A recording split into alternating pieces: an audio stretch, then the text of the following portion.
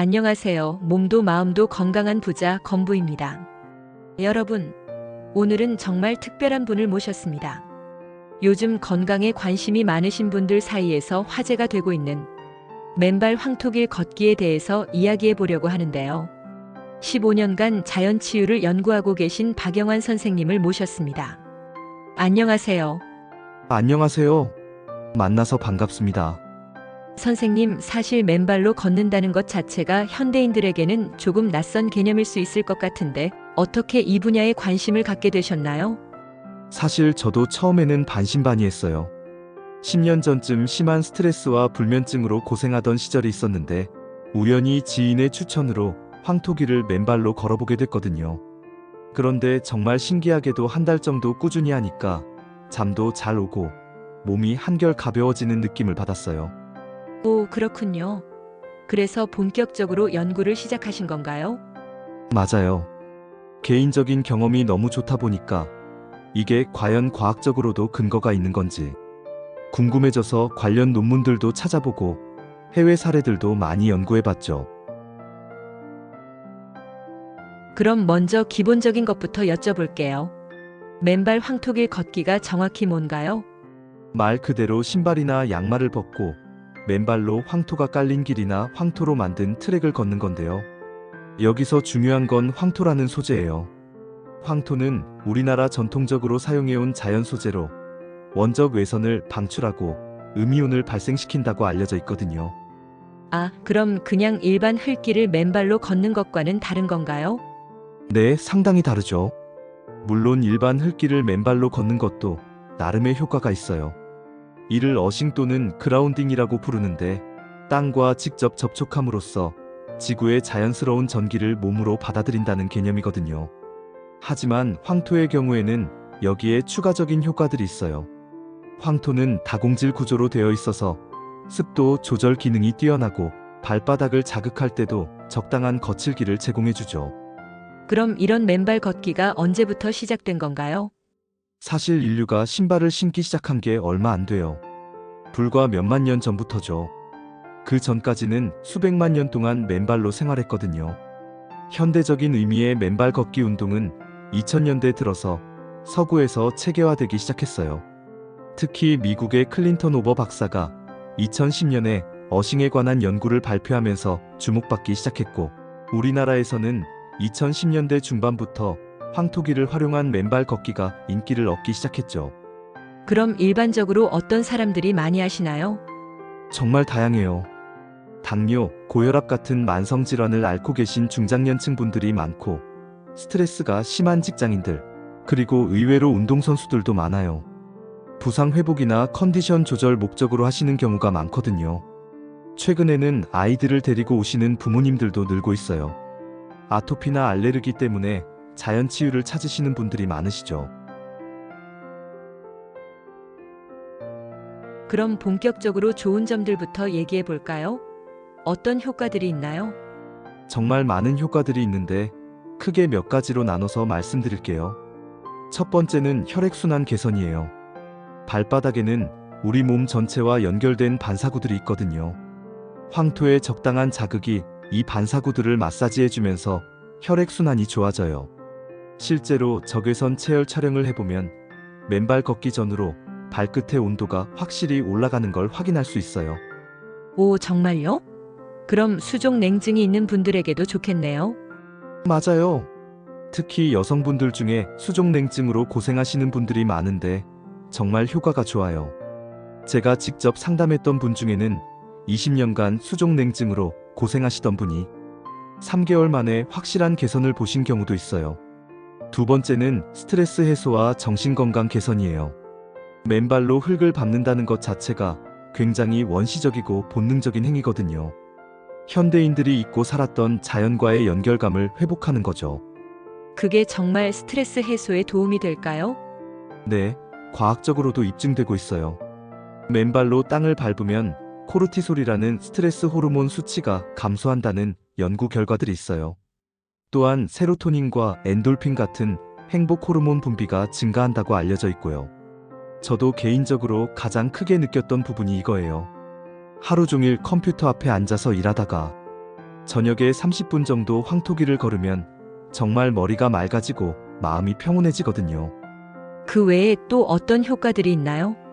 세 번째로는 면역력 강화예요. 황토에서 나오는 음이온이 우리 몸의 산화를 방지하고 면역 시스템을 강화시킨다고 해요. 또한 발바닥 자극을 통해 림프 순환이 개선되면서 전반적인 면역력이 올라가죠. 네 번째는 자세 교정과 균형 감각 개선이에요. 현대인들은 대부분 평평한 바닥에서만 생활하잖아요. 그런데 황토길의 불규칙한 표면을 맨발로 걷다 보면 발가락, 근육, 발목 근육들이 다시 활성화되고 자연스럽게 균형 감각도 좋아져요. 이거 흥미롭네요. 평형 감각이 좋아진다는 건가요? 맞아요. 특히 나이 드신 분들한테 중요한 부분이에요. 낙상 예방에도 도움이 되고요. 발바닥의 고유 수용 감각이 발달하면서 몸의 중심을 잡는 능력이 향상되거든요. 다섯 번째는 수면의 질 개선이에요. 이건 정말 많은 분들이 경험하시는 부분인데 규칙적으로 맨발 걷기를 하시면 밤에 깊이 잠들 수 있어요. 아마도 스트레스 감소와 혈액순환 개선이 복합적으로 작용하는 것 같아요. 저도 불면증이 좀 있는데 정말 효과가 있을까요? 한번 해보세요. 다만 개인차가 있어서 즉시 효과를 보시는 분도 있고 3주 정도 꾸준히 해야 효과를 느끼시는 분들도 있어요. 중요한 건 꾸준함이죠. 마지막으로 혈당 조절에도 도움이 된다는 연구들이 나오고 있어요. 발바닥 자극이 췌장 기능을 활성화시킨다는 가설이 있고 실제로 당뇨 환자분들 중에 혈당 수치가 개선되는 경우들을 종종 봐요. 와, 정말 다양한 효과들이 있네요. 그럼 이런 효과들이 나타나려면 얼마나 오래 해야 하나요? 개인차가 있지만 보통 2-3주 정도 꾸준히 하시면 뭔가 달라지는 걸 느끼실 수 있어요. 혈액순환 개선이나 스트레스 해소 같은 즉각적인 효과는 첫날부터도 느낄 수 있고요. 하지만 면역력 강화나 만성질환 개선 같은 근본적인 변화는 최소 3개월 이상은 꾸준히 하셔야 해요. 제가 추천하는 건 하루 30분씩 주 5일 이상이에요. 좋은 점들을 많이 들었는데 그럼 이제 조심해야 할 점들도 얘기해 볼까요? 아무래도 맨발로 걷는 거다 보니까 위험한 부분들도 있을 것 같은데요. 맞아요. 좋은 점만큼이나 주의해야 할 점들도 많아요. 가장 큰 문제는 감염 위험이에요. 맨발로 걷다 보면 상처가 날 수 있고 그 상처를 통해 세균이나 바이러스가 침투할 수 있거든요. 특히 면역력이 약한 분들이나 당뇨 환자분들은 더욱 조심해야 해요. 그럼 어떤 종류의 감염이 가능한가요? 대표적으로는 파상풍이나 봉화지겸 같은 세균 감염이 있고요. 또 무좀이나 사마귀 같은 피부 질환도 전염될 수 있어요. 특히 공공장소의 황토길을 이용할 때는 더욱 주의해야 하죠.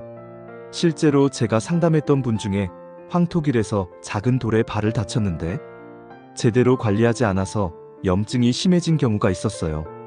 다행히 큰 문제는 없었지만 2주 정도 항생제 치료를 받으셔야 했거든요. 와, 그럼 정말 조심해야겠네요. 또 어떤 문제들이 있을까요? 두 번째는 부상 위험이에요. 현대인들은 대부분 신발에 익숙해져 있어서 발바닥 피부가 얇고 근육도 약해져 있거든요. 갑자기 거친 표면을 맨발로 걸으면 물집이 생기거나 근육에 무리가 올 수 있어요. 특히 처음 시작하시는 분들은 10에서 15분 정도로 시작해서 점진적으로 시간을 늘려야 해요. 첫날부터 1시간씩 하시다가는 발바닥이 다 헐어서 며칠 못 걸으실 수도 있어요. 그럼 어떤 분들은 아예 하지 않는 게 좋을까요? 네, 몇 가지 금기 사항이 있어요. 첫째, 심한 당뇨병 환자분들은 피하시는 게 좋아요. 당뇨가 있으면 상처 치유가 늦고 감염 위험이 높거든요. 또한 당뇨성 신경병증이 있으면 발바닥 감각이 둔해져서 부상을 당해도 모를 수 있어요. 둘째, 심한 혈관 질환이 있으신 분들도 조심하셔야 해요. 말초혈관 질환이나 하지정맥류가 심한 경우에는 오히려 증상이 악화될 수 있거든요. 또 어떤 분들이 조심해야 하나요? 셋째, 면역력이 극도로 약해진 분들이요. 항암 치료를 받고 계신다거나 면역 억제제를 복용하고 계신 분들은 감염 위험이 너무 높아요.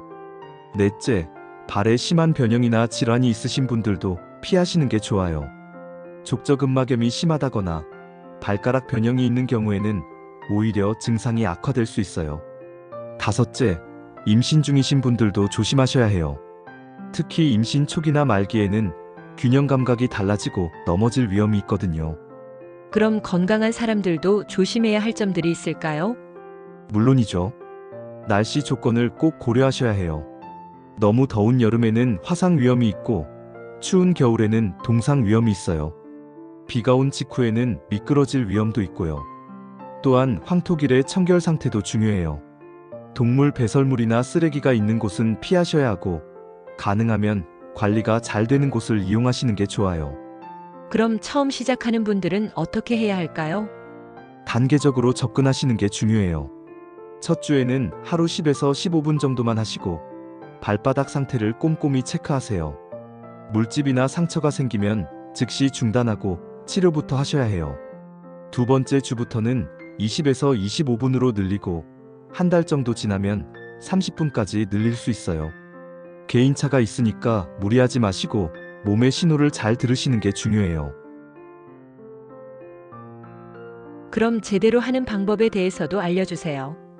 어떻게 해야 효과를 최대화하면서도 안전하게 할 수 있을까요? 좋은 질문이에요.